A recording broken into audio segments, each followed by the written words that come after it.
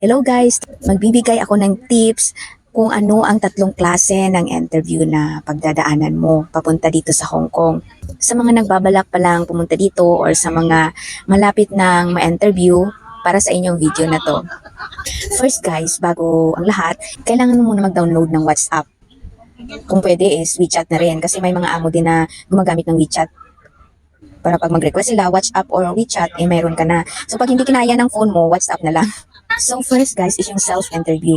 Yan yung video na as if nagko-question yung employer na introduce yourself. Kasi yan talaga yung pinaka-question ng employer. Ang gusto nilang malaman sa atin about sa sarili natin, about sa family, about sa work experience, about sa mga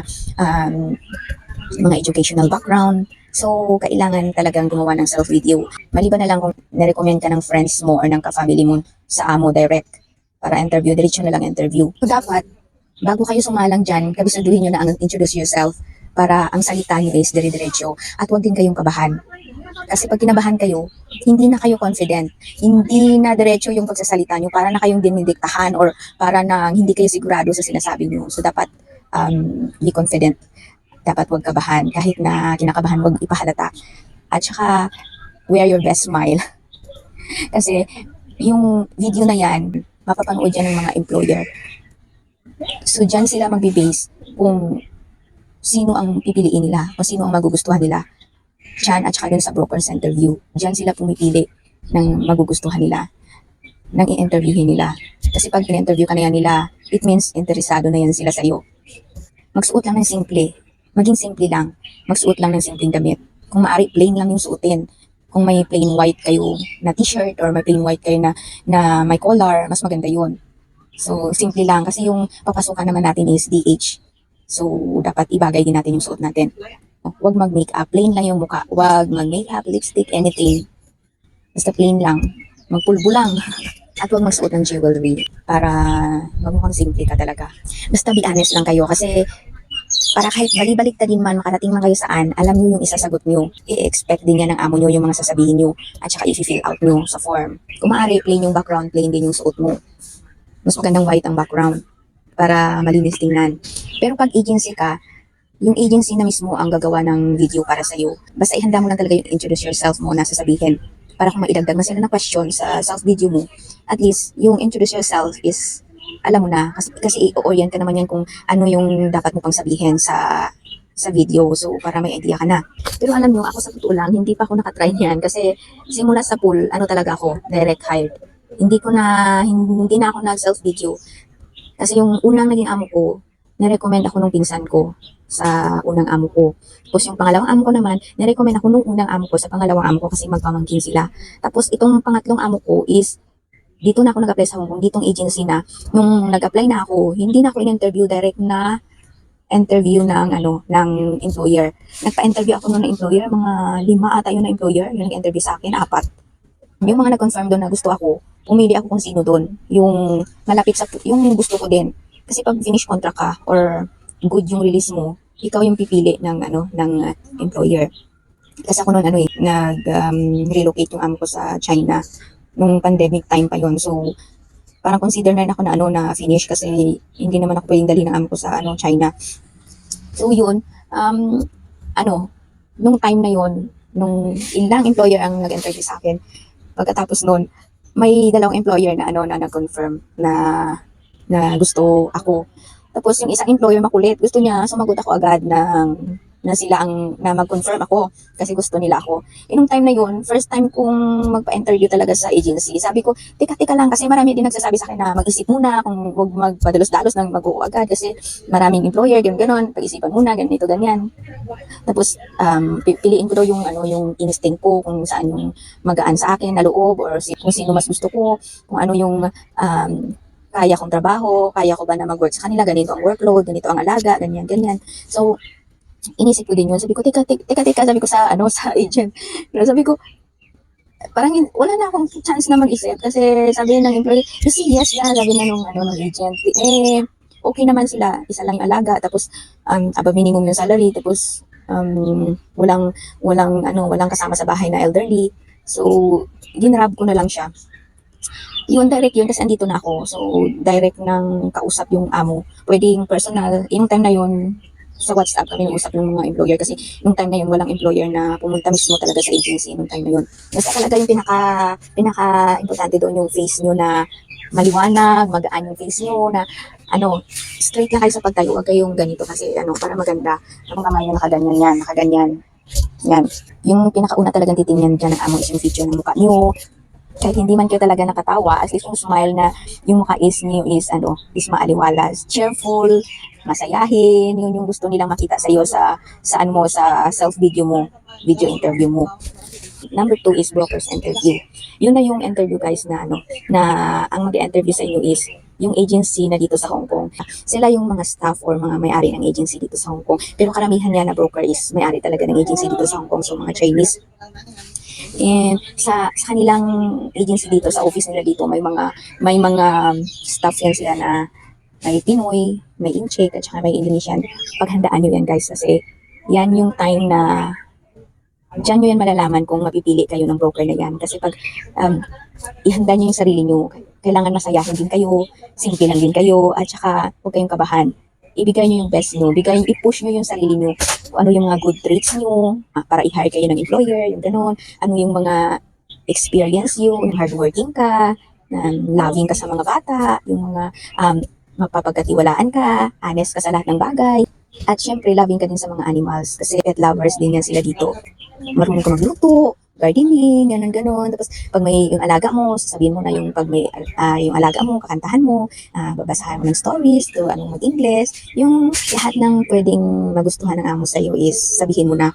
Kasi yung interview na yan, i-show din na ng i-market yan ng broker. Pag pinili ka ng broker, kasi yung broker ang magmamarket sa'yo. So, kung sa mga prutas yan, pipiliin nila yung una, yung mga masasarap, yung mga magagandang prutas, ganon na yung magandang i-market sa mga employer, yun yung pipiliin nila. So, galingan nyo sa broker's interview. Tapos, nabasa naman na yan ng broker yung ano nyo, resume nyo, at saka yung napanood na nila yung self-video nyo. So, expected na rin nila na lahat ng sasabihin nyo doon, andun sa finilapan nyo. So, kailangan honest kayo. Kasi kahit anong tanong nila na paikot-ikot, iisa lang yung sagot nyo kasi naging totoo kayo. Actually, yung mga broker is, magtanong lang naman yan sila about din sa sarili nyo, about din sa inyo, about din doon sa, ano, sa resume nyo, sa self-video nyo. Parang dinidip in na lang yan nila. So, huwag kayong kabahan. Kung may mga question man sila na additional, siguro yung mga scenario or situation na ipapasagot nila sa inyo na about sa alaga yung bata or about sa trabaho nyo. So, okay lang yan. Mas wag na kayo kabahan para hindi kayo mataranta kung ano sasagot nyo. Pag hindi naman kayo napili ng broker, magpa-interview kayo ulit. Marami naman yan silang partner agency dito sa Hong Kong na kung hindi ka makuha sa isa, magpa-interview ka pa sa isang broker, baka makuha ka. So, wag ka lang mapagod at saka wag ka lang huminto sa kakapa-interview. Darating din yung oras mo, baka hindi mo pa oras ako ng interview, yung gano'n. Tapos kung ano, gusto mo mag-apply ka din sa ibang agency para kung alin yung mauna doon, doon ka. Kasi hindi naman yan nila asikasuhin agad kung hindi mo i-confirm pag tinanggap ka. Siyempre i-confirm mo pa yan bago i-process yung papers mo. So, doon ka mag-confirm sa mauna or sa magustuhan mo. Yung agency dito, sila yung nagpo-process ng visa dito. Yung agency sa Pilipinas, sila yung nagpo-process ng mga requirements sa Pilipinas para magawan tayo ng visa dito sa Hong Kong. So, sila yung representative dito sa Hong Kong, sila rin yung representative doon sa Pilipinas kung ano yung mga kakailanganin natin para makapagtrabaho tayo dito sa Hong Kong. Pero pag doon ka talaga mag-start sa agency na mag-apply, pagdadaanan mo talaga yan lahat. Yung employer's interview naman guys, ito na, kailangan mo na talaga to ng WhatsApp. Yung broker's interview kasi, isi-set up yan doon sa agency. Doon kayo interviewin, agency sa office. Yung employer's interview, maaaring yung employer doon kayo interviewin sa agency, malaki rin yung chance na direct kayong tatawagan ng employer. Marami na yan nangyayari. Tulad ko noon, nung unang hinire ako, kahit direct ako, yung employer talaga yung direct na tumawag sa akin. So,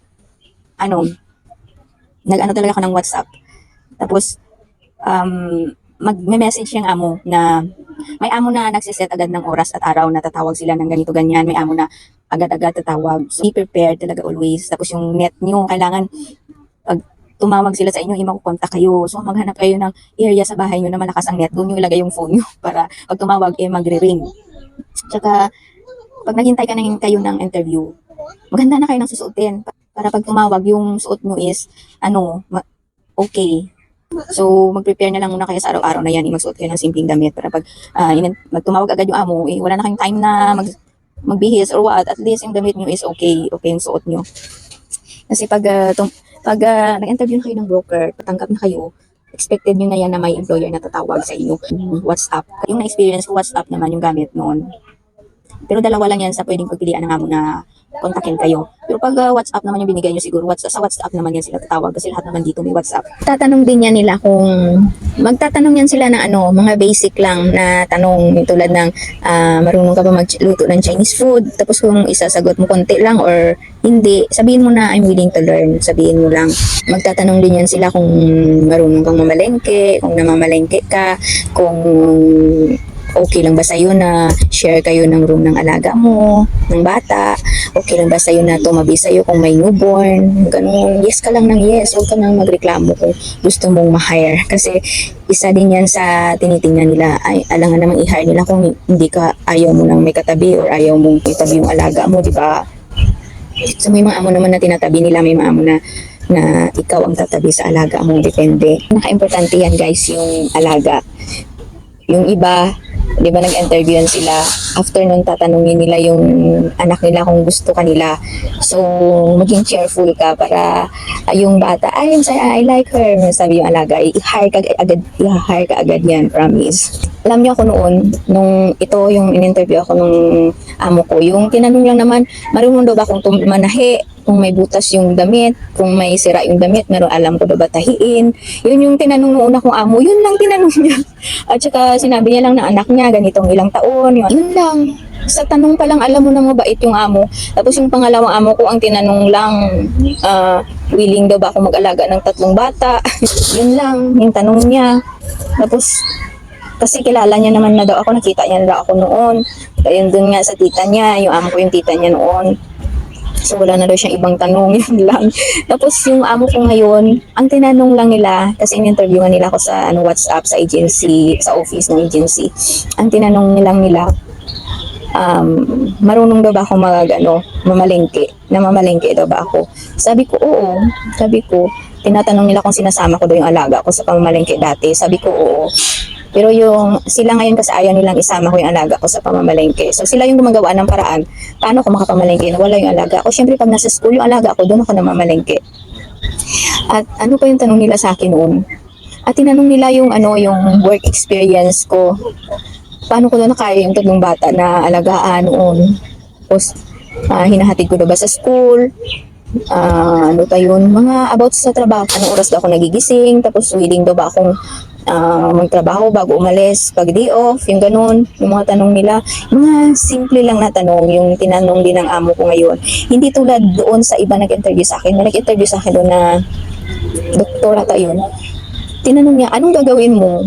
Yung mga nagtatanong ng mga senaryo, mayroong amo yan na nagtatanong ng mga senaryo kung anong gagawin mo kung ganito, ganyan, anong uunahin mo, yung ganito, ganyan. So yung tanong sa akin is, ano yung gagawin mo pag nagluluto ka at narinig mong umiyak yung bata? So yung sinagot ko, i-turn off ko muna yung fire at i-check ko yung bata kung anong nangyari. Kung gutom ba or masama ba yung pakiramdam or hindi komportable sa higaan or what. Or basa yung diaper. Tingnan ko kung puno. Yun yung sinagot ko doon sa tanong. Basta may mga amo na ganyan na may isa din doon na pag pag naglalakad daw sa daan, ano yung gagawin pagkasama yung alaga? So ang isasagot mo doon, kailangan hawakan mo yung kamay always pag nasa labas kayo para hindi makakatakbo yung bata, hindi makakatawid mag-isa, at safety. Kasi ayaw rin niya nila yung baka kunin ng ibang tao, yung ganun, or tumawid na madisgrasya, yung ganun. So magtatanong yun sila ng mga scenario. So yung employer's interview, ano lang yan, confirmation na lang yan. Parang orientation na lang din, at saka sasabihin nila sa iyo yung workload mo, sasabihin nila kung ilan ang aalagaan mo, ilang taon yung bata, ipapakilala nila sa'yo, tsaka gusto ka rin niya nilang makita na yung kausap nila mismo ikaw, kung paano ka magsalita, paano ka yung facial, feature mo, yung mukha mo, kung masayahin ka ba, o ano, so kailangan huwag kang seryoso pag tumawag yung amo, maging mas smile ka lang, tapos mag-English ka, yung English mo, galingan mo kahit na basic lang. Kasi gusto rin niya nila na nakakapagsalita ka ng English ng maayos. Kasi gusto rin niya nilang maganda ka mag-English or magaling ka mag-English. Kahit hindi naman magaling, kasi pag basic lang yung alam mo ng English, para sa kanila magaling na yun. Kasi gusto nila yung anak nila is matuto sa'yo. May matutunan sa'yo ng English. Yung mga bata dito, pinakagusto ng amo niya na tayong mga helper nila is tinuturuan natin sila like na yung magkanta ng nursery rhymes, kinakantahan natin sila ng nursery rhymes, binabasahan natin sila ng mga stories, gusto yan ng amo, tapos kinakausap natin sila ng English, parati tayong parang yung conversation with alaga, yan gusto yan nila, gusto niya nilang pakinggan. So yun kasi yun talaga yung priority nila na kumuha sila ng helper para matuto sila sa atin at maalagaan natin sila. Yun. Kaya pag mo talaga, ipakita mo talaga na na gustong-gusto mo mag-alaga ng bata, marunong ka mag-alaga ng bata, na mapagmahal ka sa bata, kasi diyan yung pinakaunang titingnan nila pagdating mo dito sa Hong Kong, na yung bata is gusto ka, yung bata is may natututunan sa iyo. Yun yung sa kanila. Yung tulad ko, hindi ako magaling magluto, pero yung alaga ko is wala silang problema sa akin pagdating sa pag-alaga ko sa anak nila. At saka maliit pa lang yung alaga ko noon, marunong nang mag-memorize niya na yung mga yung ABCD, yung alphabet. Memorize niya na din yung mga colors, at saka ma-recognize niya na yung mga letters, yung mga ganon, marunong na siyang kumanta, tungtuwa yun yung amo ko. So kahit hindi ako marunong magluto, bumabawi na lang ako dun sa anak nila. Meron akong isang bagong kakilala na na-terminate siya kasi ang isa din sa nirereklamo ng amo niya is isang buwan na siya sa bahay ng amo niya, hindi pa rin daw siya gusto ng alaga niya. Ayaw pa rin ng alaga niya na lumapit siya sa alaga niya. So hindi niya talaga nakakausap masyado yung alaga niya, hindi niya natuturuan, so sinat daw siya ng amo niya na dapat daw yung anak niya tinuturuan mag-English, natututo mag-English sa kanya. Ngayon hindi nga siya makalapit masyado sa alaga niya kasi umiiyak daw, ayaw siyang palapitin. So dapat talaga kunin mo yung loob ng alaga mo pagdating mo talaga. Pag playtime, laruin mo, kanta-kantahan mo, sahan mo ng stories, yung gano'n, nakikita yan nila sa CCTV. So, matutuwa yan sila agad sa'yo. Kasi, hindi ka na yan nila bibitawan. Kasi maraming na-determinate ngayon. Kasi nga, siguro, hindi sila attentive sa alaga nila sa una pa lang. So, kahit pagod tayo, sikapin na lang natin na malaro pa rin yung alaga natin, magawa pa rin natin yung trabaho natin about sa alaga. Isipin na lang natin na part din yun ng trabaho natin, kasi yun yung pinakagusto ng amo about sa alaga. Yun yung tips ko sa inyo para magustuhan kayo agad ng amo, kasi napaka-precious yung anak nila dito, napaka-importante sa lahat ng bagay, lahat ibibigay nila. So kailangan ikaw nabibigay mo yung para din sa alaga mo. So yun lang guys for today's video. Good luck sa mga magpapa-interview, good luck sa mga mag-a-apply pa